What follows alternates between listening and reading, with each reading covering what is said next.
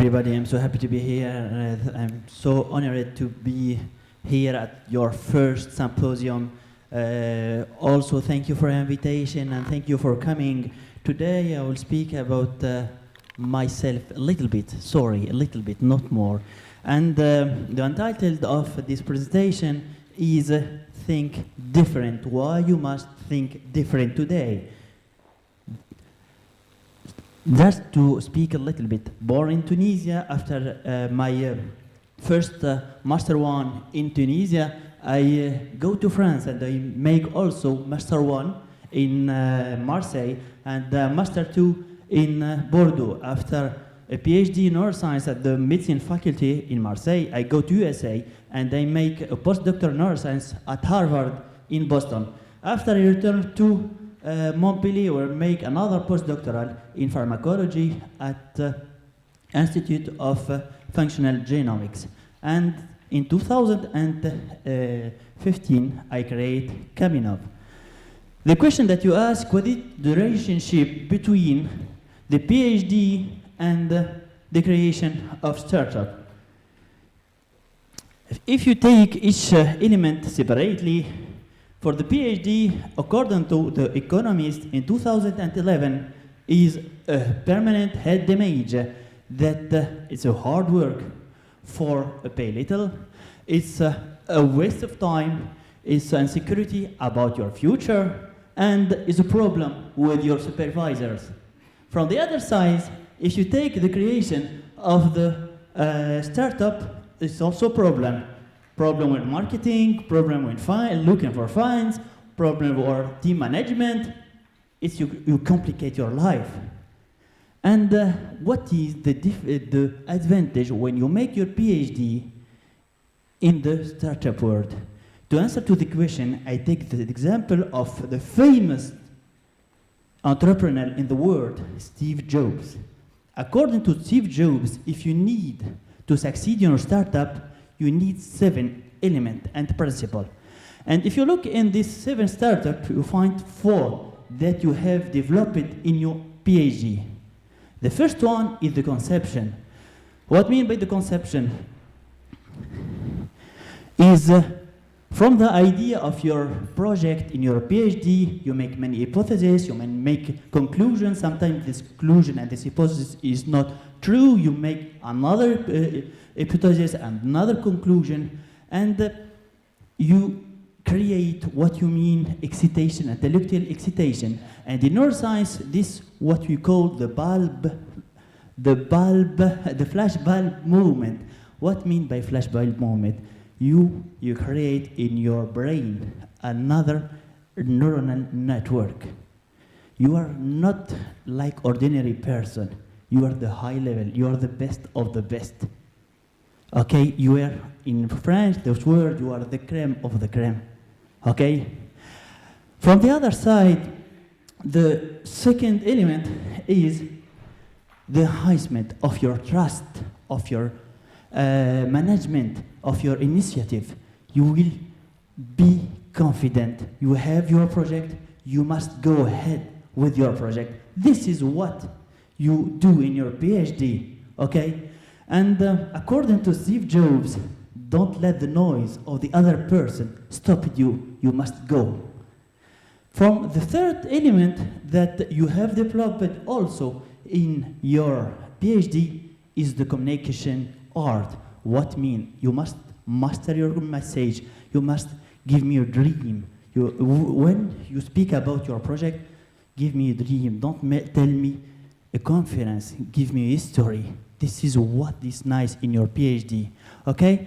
And the last element that I'm so true that you have developed in your PhD is that you believe that your work is a great work. You must love your work, but you need to work more and more and more. This is the 4 elements that have developed by Steve Jobs to succeed in the startup. What about me and Kaminov? Kaminov, our solution for innovative research. is a USS company created by me in 2050, localized at Alès, just near Montpellier, and capitalized at 100,000 euros. We have many distinctions. The winner of the national competition from the French Ministry of Higher Education, winner of the OLAS Alès, winner also of the ERD from Innovative Company, winner of the Succes competition for an innovative project, winner of the commercial feasibility from Région Languedoc-Roussillon, but we're also finalist of Massachusetts Institute of Technology Pan-Arab. What are you doing in Camino? We produce what we call the camelid antibody. The camelid is dromedary, llama, and alpaca antibody. 3 axes are developed in Camino. The first one is the production of this antibody for institute, private, and public institute. The second part of this axis of this project is the development of what we call the diagnostic tools in environment and health. And the last one is a therapeutic project. What we develop in Camino is the therapeutic solution for many patients and many diseases.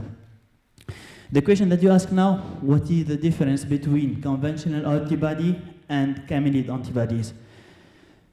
As you know, the bulky size of this conventional antibody and the complex architecture retain the development in diagnostics and in therapy and the clinical field.